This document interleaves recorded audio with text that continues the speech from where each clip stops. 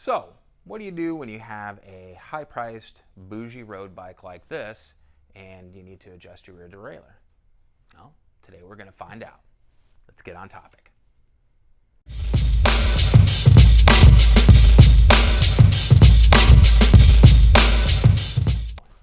Hey everybody, it's Thomas with Get Out Arizona, and you are watching another episode of Toolbox Topic. I'm here once again at Trek Bicycle Store West Phoenix in Goodyear, Arizona with my co-host, Wyatt Spalding. Wyatt. What's up, man? How the hell are you? Doing good, waking up. Nice. Aren't we all? Goddamn Circle K, dude. They were out of large and extra large cups. So you got like, what, 2 small coffees? No, I didn't get any coffee. I'm not going to buy 2 small coffees. I digress. So if I'm a little sassy in the next couple videos that you see, because remember, we record multiple videos at the same time, blame it on Circle K. Those bitches didn't have coffee cups. And the next one I go to will probably be out of French vanilla cream. True. So, you could be like Brandon and drink Jamaican me crazy. Anyways, I digress. So, as you can gather by the opening, yes, it's a Kestrel. It's full carbon. It comes in at about 17 pounds. And we all know the roadies tend to be a bit more bougie than the mountain bikers. And the bougie mountain bikers were typically roadies who thought it would be cool to mountain bike. Yeah. So, not like us knuckle draggers. That's the truth. So, but shifting and being able to diagnose and adjust your shifting woes is tantamount. Now, one of our very first videos that we did, Toolbox Topics that we did, we talked about the drivetrain, which I'll put a link at the end of this video so you guys can check that one out for sure. But we didn't necessarily get into the finer points of derailleur adjustment. Mm-hmm. It's voodoo magic. I think it's voodoo magic. I've been riding for years, and I still can't adjust my derailleurs. So don't feel bad if you can't. But Wyatt, since he's, I don't want to call you the Superman, because Superman's kind of gay. Yeah. Who's a good thought? He's the Thor. Yeah, there we go. The Thor of bike mechanics, and he's going to take the mystery out of it today, right? Sweet, yeah. It's not too bad, yeah. You just got to have some experience, I guess. Multiple instances of messing it up way worse than it was before, and right. Then figuring it out. So what are some of the telltale signs, Wyatt, that would indicate that your shifting is going out of whack, and derailleur adjustment is possibly one of the, because I mean it could be your cables are stretched, it could be a lot of different things. So what are some of the symptoms that riders should be aware of? Yeah, like the Axel said, there's so many things that can give you bad shifting. So that's why it's so confusing. For instance, like you said, your cables and housing could be stretched. Something could be routed incorrectly. It could be a number of things. The shifters could be not functioning properly. But a lot of times they're just misadjusted. You would definitely know, like maybe you hit one click on your shifter and it doesn't do anything. Right. Or maybe you hit one click and instead of 1 gear, you jump 2 gears. Or maybe one of your limits is set too tight and you can't get into your easy ring, or you're trying to get into your hardest gear and it's hesitating a little bit before it engages there. Right. Those are going to be main things that you can get with adjustments. Other things like cables and housing, stretched housing, stuff like that, you're more going to experience like lagging in your shifting. It should shift pretty decent, but you'll experience, it takes a second for it to jump up into the next gear or to come back down into that harder gear.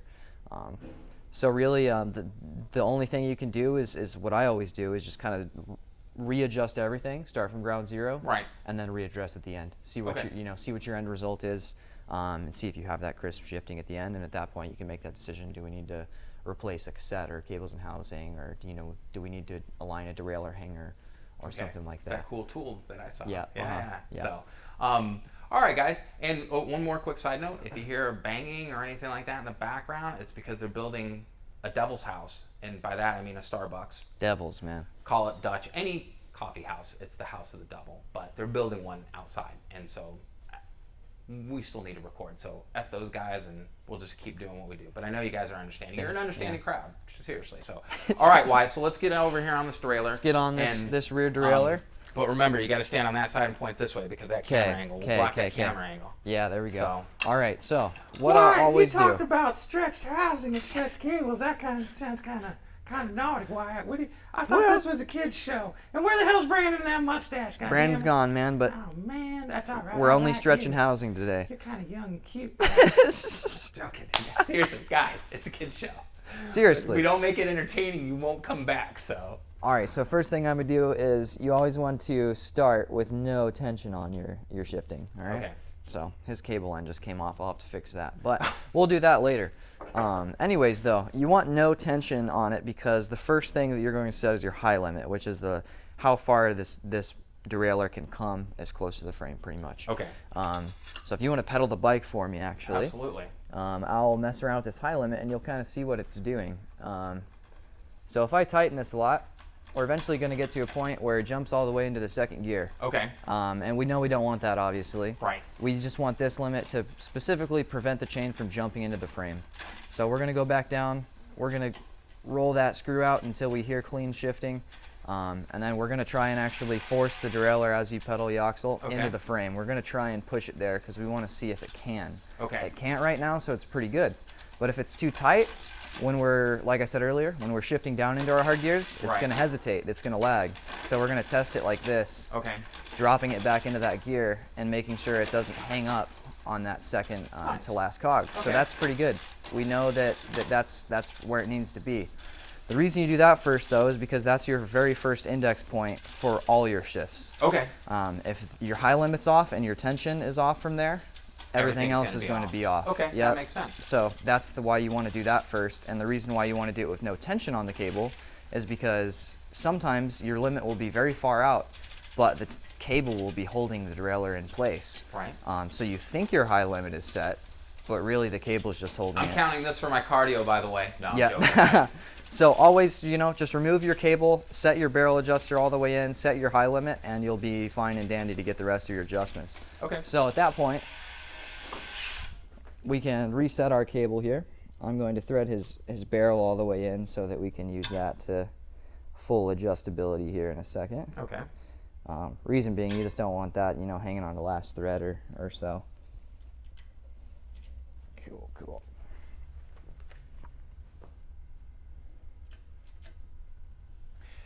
Now, There we I'm go. looking at you. Hopefully this view isn't too distorted.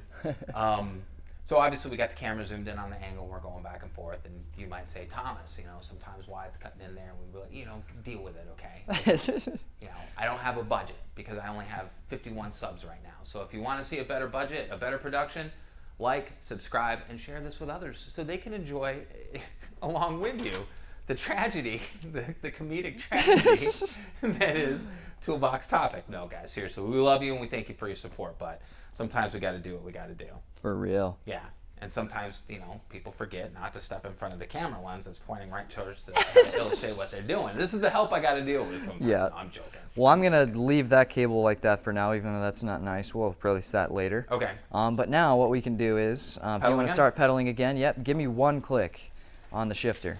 Cool. So we got one click, nothing happened, but we know that at this point we should be in our second gear.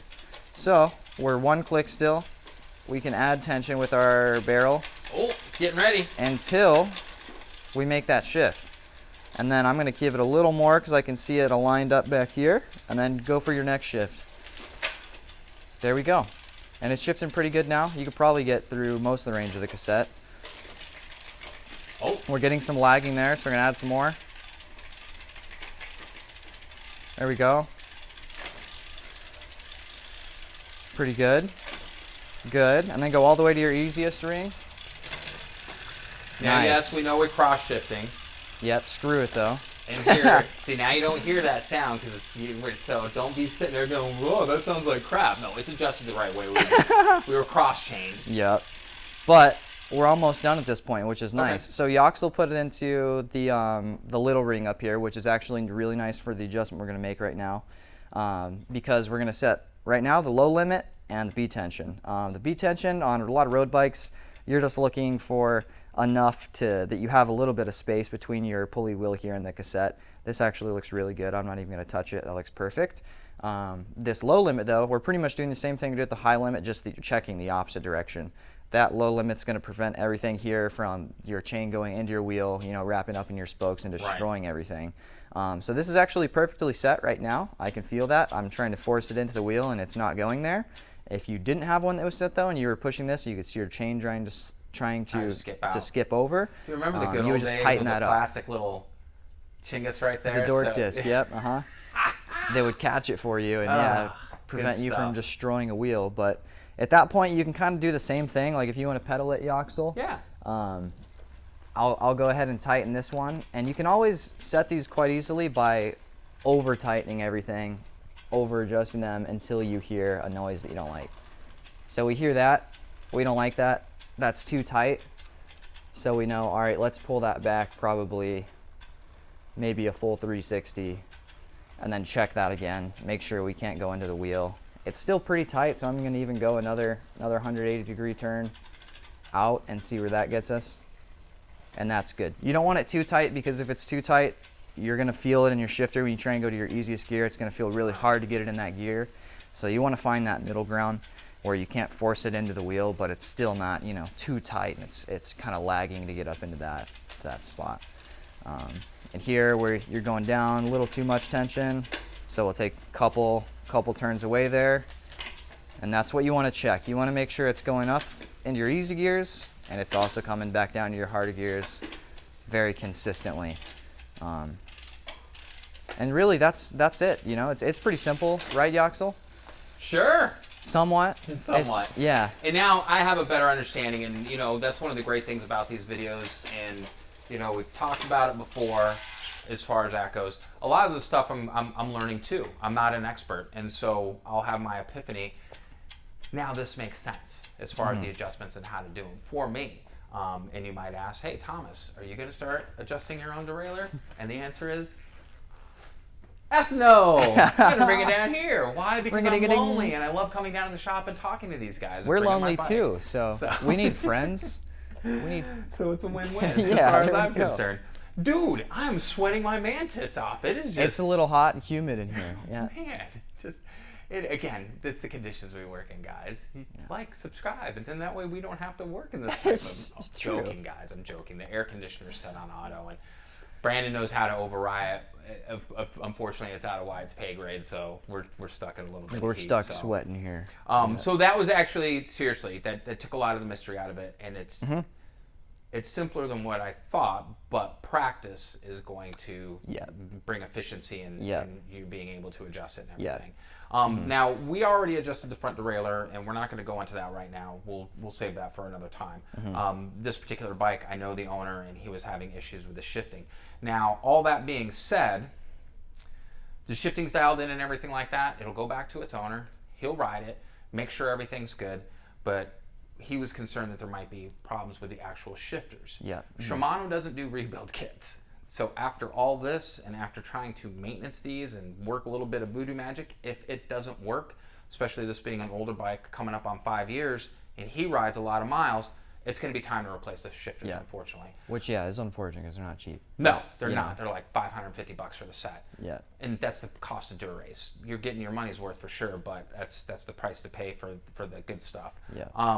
So at that point, it's good to start out with, obviously, the adjustments, then maybe move to the cables and the housing, see if that works, before you dive off the deep end and invest in shifters and realize that really wasn't the case. So. Yeah, exactly. Yeah, because he was ready to go to buy new shifters, and which would be cool. New shifters would be rad, but the way the front derailleur is adjusted here, new shifter with the same amount of tension on the front derailleur would have shifted the exact same. Yeah. So you know, always take it to a shop if you can, or someone that's knowledgeable. Before you spend big bucks like that, because it might just be a $10 adjustment compared to $500. Yeah, don't come to my house for that knowledge. I have knowledge for certain things, but I mean, I got a cool garage that has air conditioning, but doesn't mean I know what I'm doing with this stuff. So I can lube the chain. I know how to do chain maintenance. So, all right, Wyatt, that's awesome, man. So, guys, we hoped that. Okay, so that means that the back light's gonna go off, and so we got to do the true safety dance and everything like that. There we go, man. Brandon did the best safety dance. So, anyways, I digress. Hope you enjoyed the video. Now, remember, if you have any questions, please leave them in the comments down below. We have an interactive channel. We love to hear from our subscribers and our viewers and everything.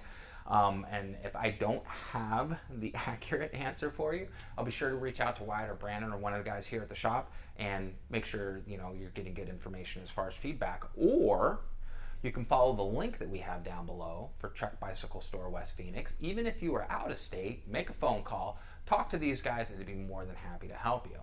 That being said, don't forget to hit the like button because it helps the algorithm, and the subscribe button, and the bell notification icon, all right? So you want to make sure that you're up to date on all the great episodes we offer for Toolbox Topic and On Trail, and Let's Talk About It. We're also going to have links below for our social media, our Facebook and Instagram. And if you're wanting to get up-to-date information on what we're doing, our adventures, the shenanigans we get into, that's where you're going to find it. So it's a lot of fun. We enjoy bringing these videos to you and all our updates on trail and rides and everything like that. And yeah, Wyatt, I think that's it. Anything else? Anything you want to add? I think that's it. All right, guys. What do we always say? Seriously, beyond thanks for supporting and watching us and everything, which we do really appreciate, be kind to yourself and others. Be amazing stewards out on that trail. And we have to ask, what are you waiting for? Get out, Arizona. We'll see you on that next adventure. Wyatt, have a great day, man. Yeah, thanks for joining us this week. Take care, guys. Nice. Good one. That was awesome.